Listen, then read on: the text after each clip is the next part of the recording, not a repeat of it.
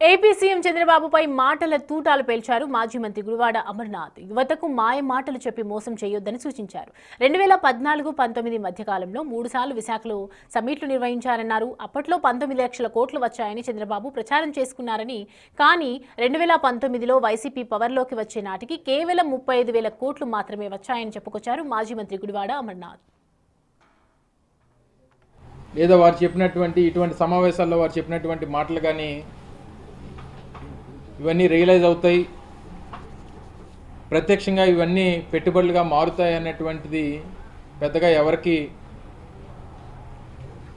అంత హోప్ లేదు. ఎందుకంటే జనరల్గా మనం చేసినటువంటి కార్యక్రమాలు, ఆ కార్యక్రమాల మీద గతంలో జరిగినటువంటి అనుభవాలు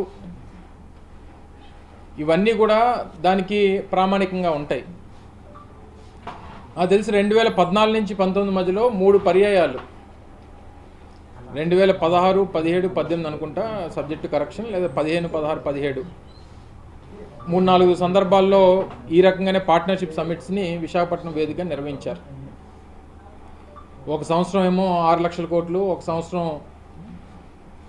4 లక్షల కోట్లు, ఒక సంవత్సరం 9 లక్షల కోట్లు అని చెప్పి మొత్తం మీద 19 లక్షల కోట్ల రూపాయలు పెట్టుబడుల్ని